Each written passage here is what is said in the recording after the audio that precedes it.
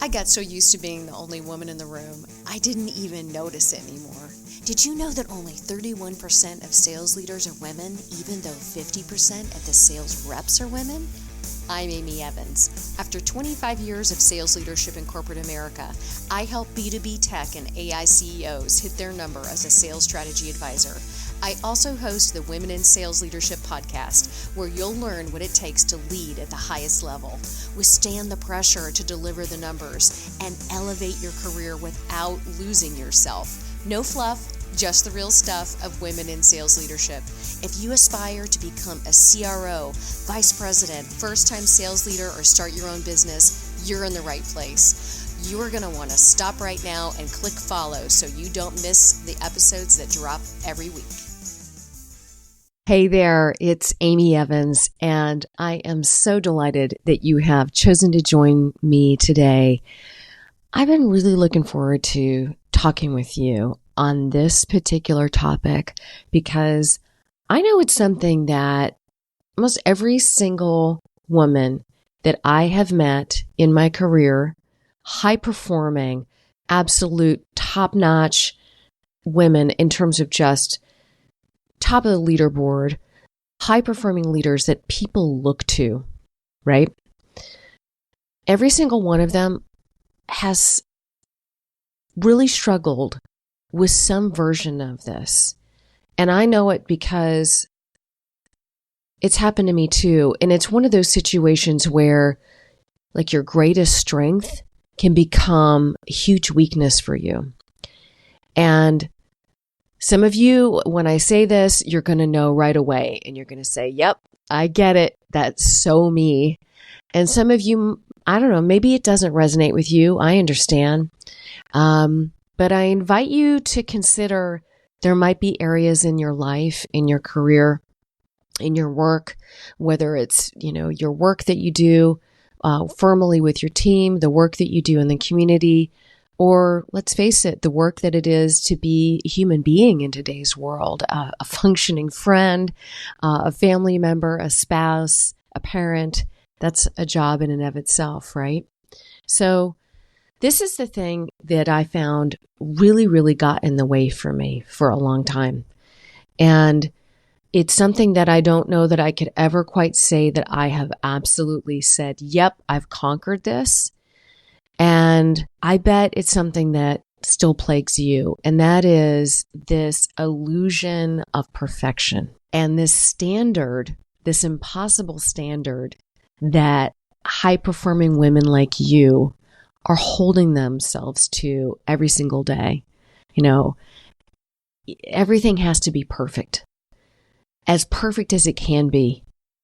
Oh my gosh. And when I say this, I'm already thinking about things where I definitely do this still. Okay, so I'm going to have to come clean about that. But so when I'm thinking about this in sales leadership, one area that I found myself obsessed with in my early career was just, I would fuss over silly details that didn't matter. Now you're going to hear that and say, oh, Amy, I don't do that. Come on. I'm better than that. Maybe you are. I'm sure you are, because you've got amazing gifts and skills and you're where you are today.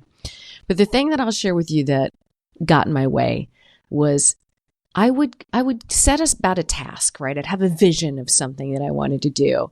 Was it a presentation? Was it a proposal? It could have been even like, hey, here's the template for the QBR slides, right? For your quarterly business reviews that you're going to have your leaders do, right?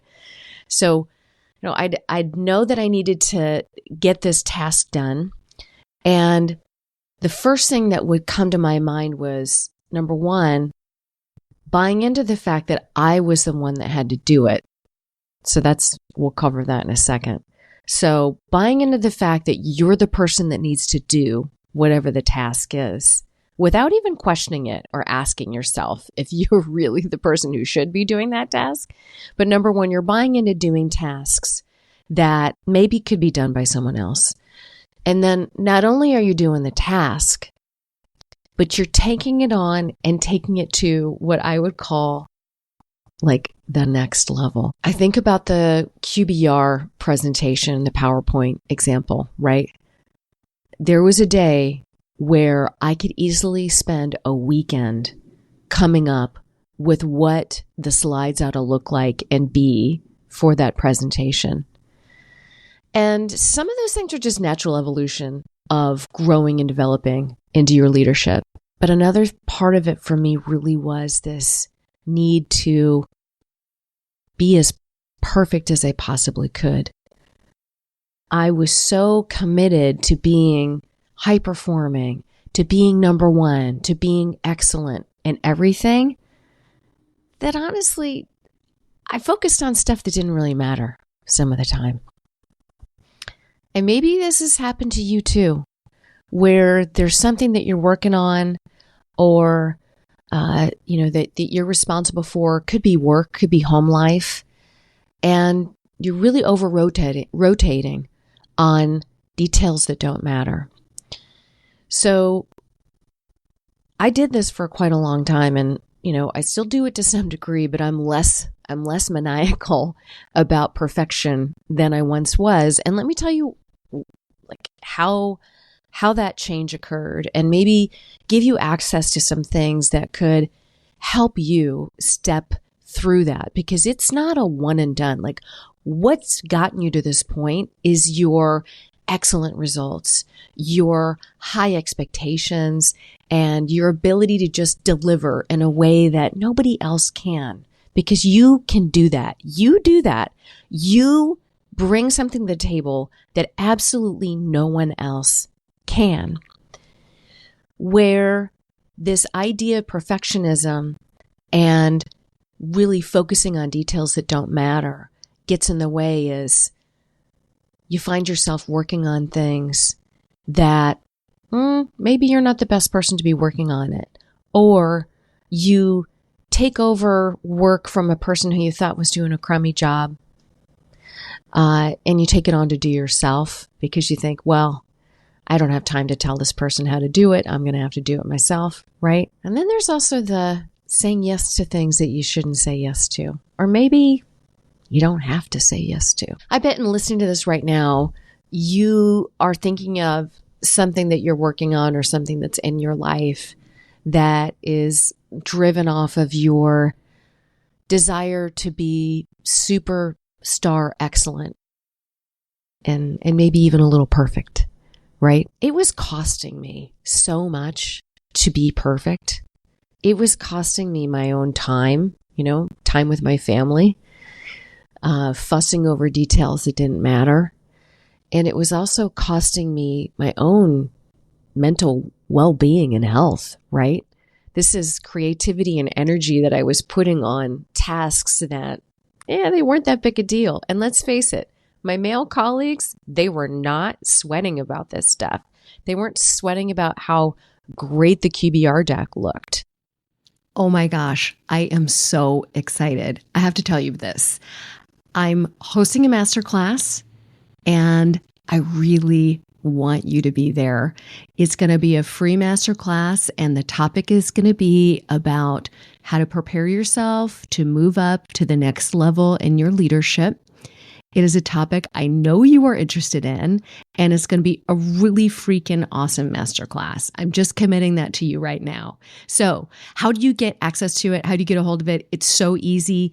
You can find a link to the masterclass waitlist. Add yourself to the waitlist so that you'll be notified before anybody else via email that registration is open so that you can get a first access seat. So the way to get that is in the show notes, wherever you're listening to or watching this show from online. So waitlist, masterclass, easy. The other way, if you're a LinkedIn person like I am, go on LinkedIn, look me up, Amy Evans. Aylin Evans is my LinkedIn handle. And if you find me there, Aylin Evans, my website link says waitlist. And guess what? You can add your email address there and get added to the masterclass early access list. I can't wait to see you there. The masterclass is going to be coming up in June. I'll give you plenty of notice so that you'll know when it's coming and you'll be along for the ride.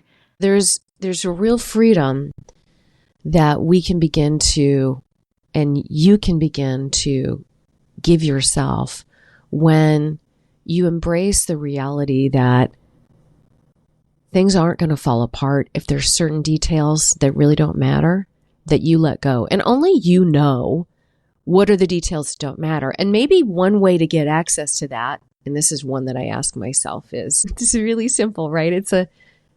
Is this really important? Or how important is this? And almost just getting that awareness and taking yourself out of the moment really does give you the ability to say, ooh, maybe this isn't the greatest way for me to spend my time. Maybe color coding my, calendar isn't necessary. Maybe it is. So I guess the question really is this really necessary? So that's a great question to always give yourself when you find yourself you're working on something, you feel overwhelmed. So is this really necessary? First question. And then that leads me to the second question that is so powerful in really unlocking this need and this trap of perfectionism, which is, and this is a question that I got from spending a whole day in a leadership training seminar. So I'm giving you information that it cost me 8 hours of my life to get. I'm giving it to you right now. And this one question is so simple and powerful. And this one is one that really allowed me to elevate my leadership and go from being, a first line leader to a leader of leaders. This question is, am I the only person who can do this?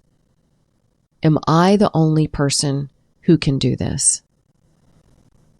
Now, there's certain stuff that only you can do, right? Only you can have a performance conversation with somebody that works for you. Only you can talk to that client that you have the relationship with the executive and the client's pissed off, right? That's a you thing. I suspect there's a tall pile of crap that's on your to-do list that is not stuff that can be done by somebody other than you. Am I the only person who can do this? Does this really matter? And am I the only person who can do this? So 2 things that can help you unlock this chain of perfectionism that a lot of us have been trapped in since we were little girls. Okay. And then the third one that I'll give you in this quick hit episode is in looking at any process that you're evaluating or work that you're evaluating is to ask this question of what could make this easier? What could make this easier? Not what could make it better, not what could make it more perfect, more amazing. No. We're looking for ease. What could make this easier? Almost always there's an interrelation between those 3 questions. And choosing to use these power questions for yourself in the middle of the moment when you're feeling overwhelmed and there is a lot going on and a lot to do, it can really drive you into a place of prioritization, elevate you from getting out of this perfectionist trap, and help you figure out how to get help. So if you're not the best person to do the work or the only person who can do the work, you know what the next step is, right? Find somebody who can. Find somebody who can. We're going to have lots of upcoming shows about this topic of delegation. In fact, in a few weeks, we're going to be talking to a dear friend of mine. I'm so thrilled for that episode. But for today, the question that I would give, these questions that I've given you really can help you in the moment right now identify how you can let go of perfectionism, begin to empower others to take on work for you and get back some of your life and your energy, because ultimately, right, that's what we all need in order to be amazing leaders and a powerful leader that I know you are. So thank you so much for listening today. And remember, be the leader you know you are. You got this. Thank you so much for tuning in to the Women in Sales Leadership podcast. If you enjoyed today's episode, be sure to follow us and share this with a friend. I'm serious. Stop right now and take a look at the app, whatever app you're using to listen to this episode on, and hit follow and share this with a friend. Send them a text. See if they would enjoy this show as well, learning all about and meeting women in sales leadership. Hey, and if you know somebody who is crushing it in sales leadership and should be on this show, reach out to me on LinkedIn, Amy Evans, or the Women in Sales Leadership podcast. I would love to connect. See you next time.